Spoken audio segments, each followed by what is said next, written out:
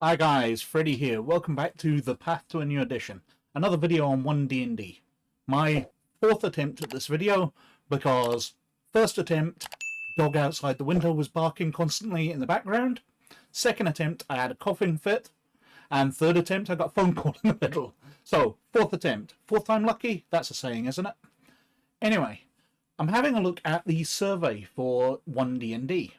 Because I, like many people, signed up to it, and I got my invitation to the survey through. Now, while I don't think we can tell too much about the direction they're wanting to take, I think we can try and glean some information about which questions they ask. So I think that's going to be pretty interesting to see what they are trying to find out about what playtesting's been done. Now, I, like other YouTubers, have expressed my opinion, but a lot of people out there have said this isn't a proper playtest because they haven't handed out an adventure. Something for everybody to play and test it all against the same standard. And I can understand that, but I don't agree with it. I think at this stage they're asking our opinions, what we think about it, but in future times, especially when they reach monsters, because they've rewritten the critical hits for monsters and they're writing in these boost abilities or recharging abilities, I think that's when they'll hand out an adventure so we can test the same monsters and see how people like that and react to it. I think that'll be the proper playtest that people are expecting. Now, before I go any further, although you'll notice on the screen that I'm already at 4% because I had answered some questions before I had my coughing fit. But I'm trying to set up a 1D&D playtest sessions through the Discord. Now, that'll be linked to, if I remember, the description down below. Now, if you'd like to take part in that, then contact me through the Discord, the Discount Discord.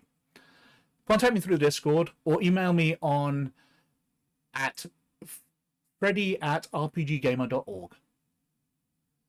And we will set up our one-on-one talk, we'll do some character creation, and we will see where it goes from there. I hope to get about 4 people. I don't want a much larger group than 4, but we'll see. If only 6 people ask, then I'll go for all 6.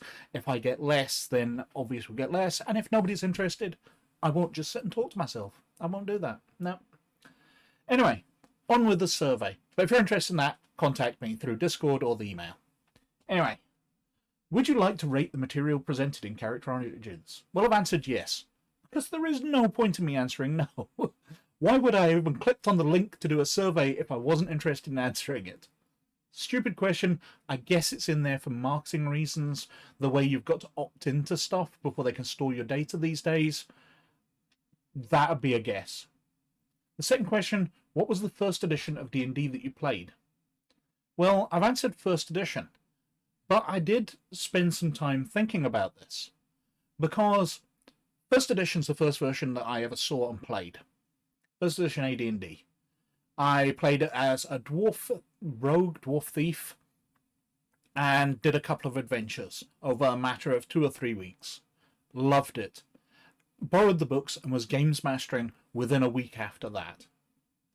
But in the past 20 years, me and my friends have done retro adventures. We've gone back and we've played basic D&D. I played a wizard in Tower of Inverness, and it was a load of fun. But I have played basic D&D, played it with my eldest son, who's been on the channel a couple of times. But that wasn't the first one I played. So I've answered first because that was the first one I played, even though I've gone back and played other older ones. So next, which of the following character options have you playtested? Choose that one to apply. Well, I haven't playtested any of them. So far, we're just trying to set this up. 2 weeks we haven't had long enough. But this questionnaire is only open for a couple of weeks.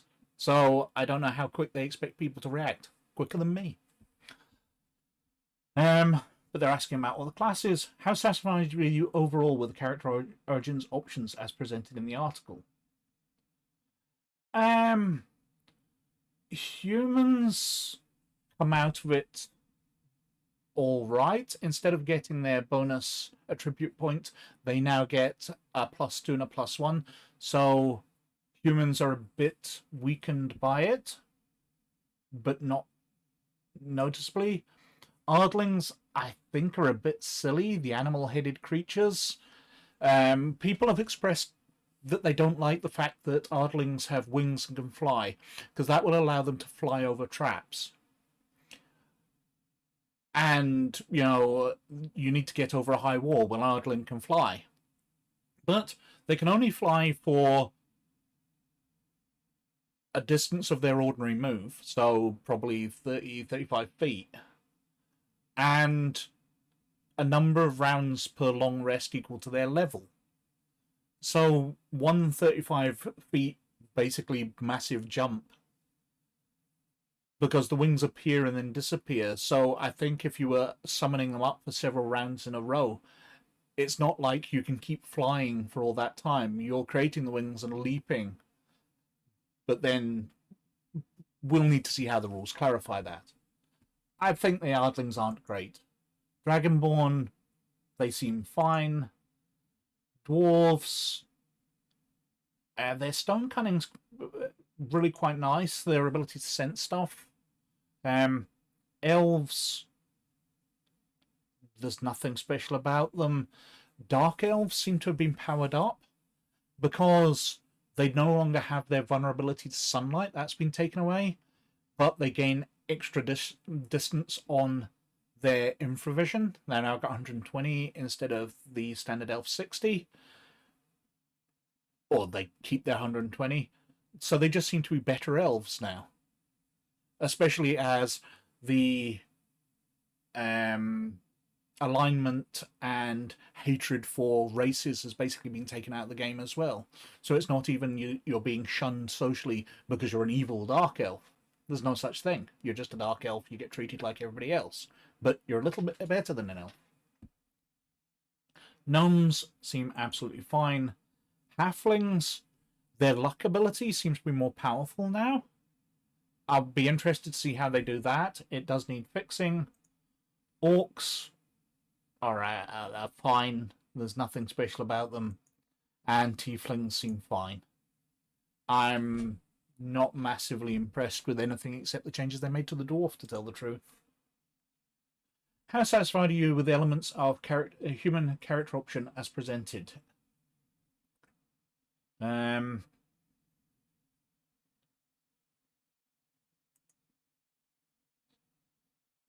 Yeah, I'm fine with it all. I'd really need to go back and look. There's nothing I want to say about that. As far as you with Ardling, Angelic Flight, I'm dissatisfied with all of them. The damage resistance seems fine. My notes. Did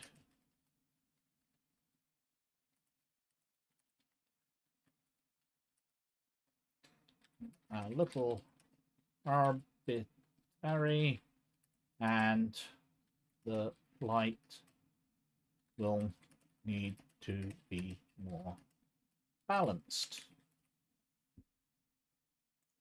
Okay, we're going to go through each of the classes. Dragonborn, the breath weapon, because the way you combine classes now, I can see a danger with a player choosing to look human but have Dragonborn breath weapon.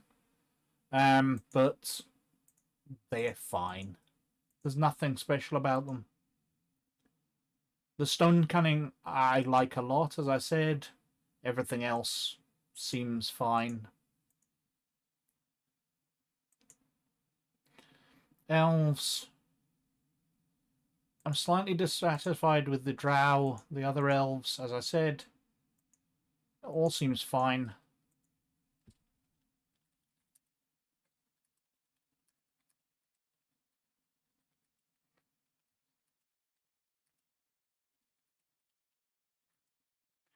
On dark vision.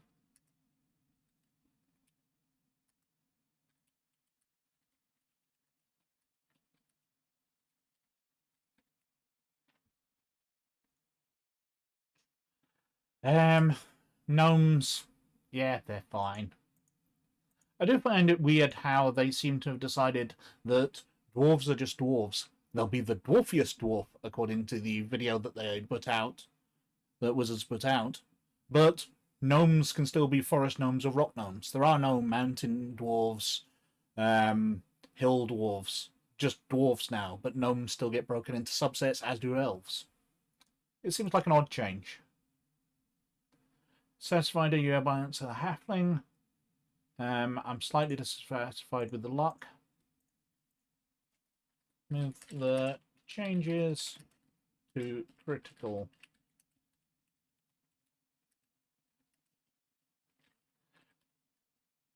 Because with halfling luck, you get to reroll any ones, where it now makes a halfling critically failing something 20 times more unlikely than anybody else.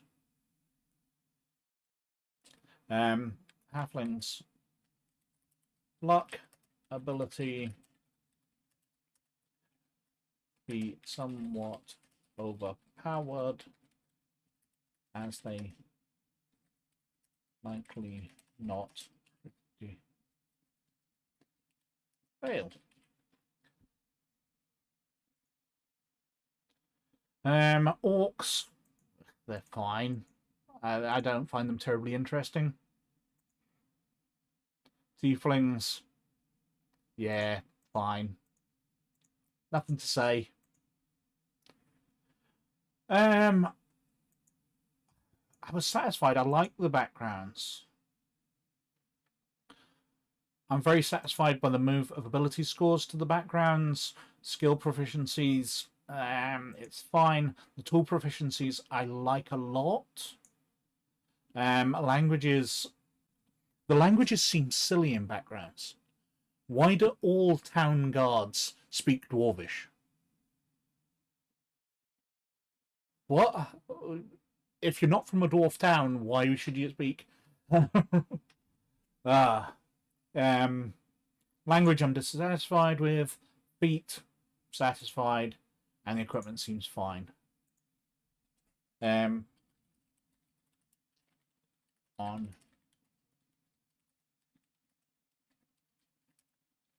to all people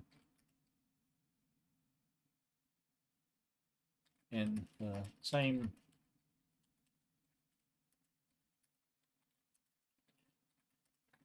range.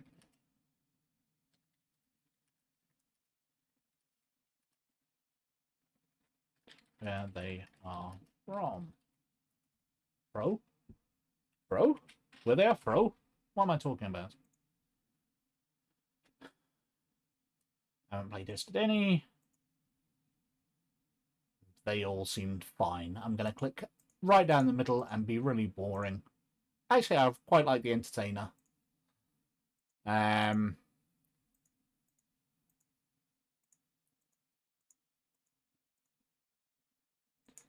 Not going to say anymore. What feats did you use? Do you use feats in 5th edition? I never used them. The idea of swapping out your ability score increases for a feat doesn't seem worth it to me, as you tend to use ability scores more often. With these feats, I haven't playtested any of them. Let's just click down satisfied on everything.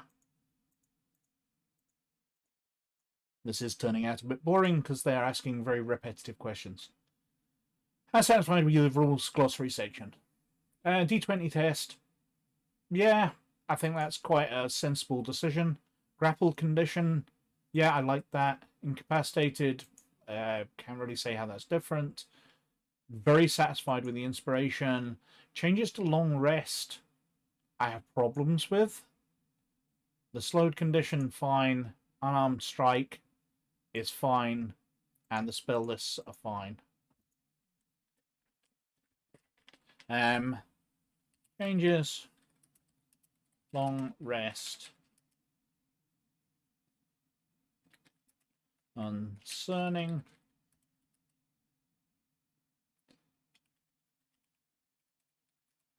Able to recharge.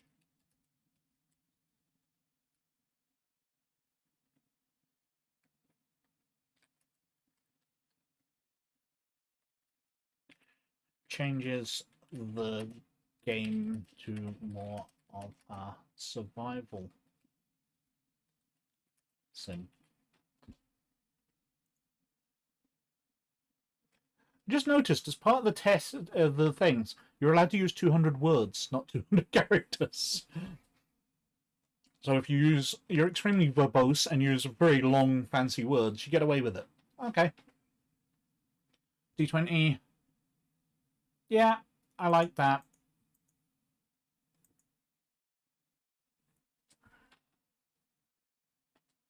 Makes a lot of sense. What else we got here? Gaining inspiration. Very satisfied with that. Only one at a time. Yep. Yeah, to make people earn and lose inspiration rather than just hoarding it.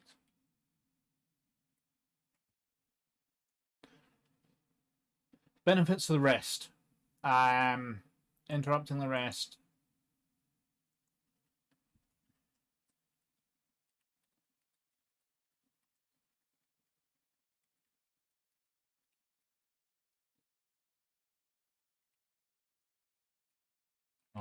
Easily.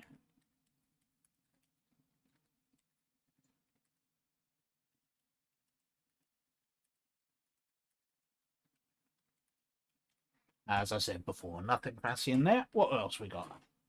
Any additional comments? Nothing. What is your age? I am 51.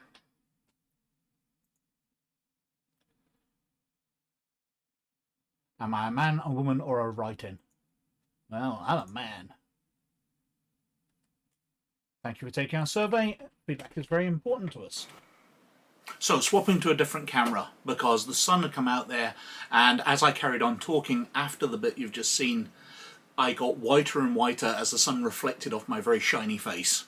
So, I was just basically becoming monochrome. But what I'd said at that point was what showed out about that survey was what they didn't ask. While they targeted very heavily into whether you'd playtest different classes and the backgrounds, they were not interested in whether you'd dungeon mastered and whether you'd playtested the rules changes. So this is very much just the character options they are reviewing at this point. They've got a brief look into what you think about the rules, but we'll be playtesting them later and they'll be digging a lot deeper. Now, what struck out to me professionally, in a previous career, I worked with a marketing company doing online surveys. Surveys for Hewlett-Packard, Compaq way back when, the Scottish government. We did massive online polls and surveys for people. We did deep research. And what you can do with a survey these days is quite incredible. I was more on the technical side of it than the marketing side, because we coded our surveys to show options to, depending on whether you answered questions one way or another. In fact, I just for a laugh one time basically programmed in a fighting fantasy choose your own style adventure, including dice rolls, into our survey system, because you could do that much. I copied and pasted the text in and the options and created an online version of it, and it worked, because survey systems are that complex. But one of the things I picked up from working with marketing teams as we developed these surveys was the way that you can weight a question. So all those questions had 4 options. Very dissatisfied, dissatisfied, satisfied, very satisfied. Because generally people will vote in the middle, like I did in a lot of those. I was like, I'm satisfied. It's fine. I have no opinion one way or the other, which means I'm voting on the positive side of things. Because there's 2 positive and there's 2 negative, and most people will vote in the middle. So if you want to weight a survey to see that, or to appear that people prefer something, then you do a 4-point standard. If you're being honest, you do a 5-point. So the satisfied, very satisfied, extremely satisfied, as well as dissatisfied. Extremely dissatisfied. Because people will tend to vote in the middle.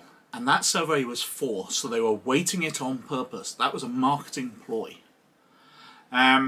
So they want people to say it's nice. They want to be able to point at it and go, yes, people liked these rule changes. Because the majority of people taking this won't think through their answers. They'll be like, yeah, it was fine, click.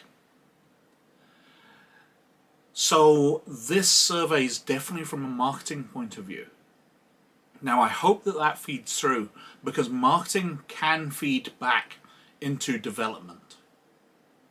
Marketing, when it's done properly, I know you've got various comedians who say the world would be better without marketing people, but marketing states the obvious for people. If they're writing a report for a managing director, if they're writing a report for a development department, they are writing out the obvious. Because sometimes you're blind to it and you need somebody outside to tell you the obvious. So I'm hoping there's some value in what they are surveying here, which will lead to good feedback being given to the development people. But this was definitely a survey written by a marketing department to lead to positive answers. Anyway, I think I've whittled on for quite long enough. If you'd like to take part in a 1D&D playtest, adventure or two, then reach me through my email, freddy@rpggamer.org, same as the channel name, or through the Discord, which I'll try and remember to link down below. But anyway, thank you very much for watching, but most of all, you look after yourselves, and I'll catch you later. Bye now.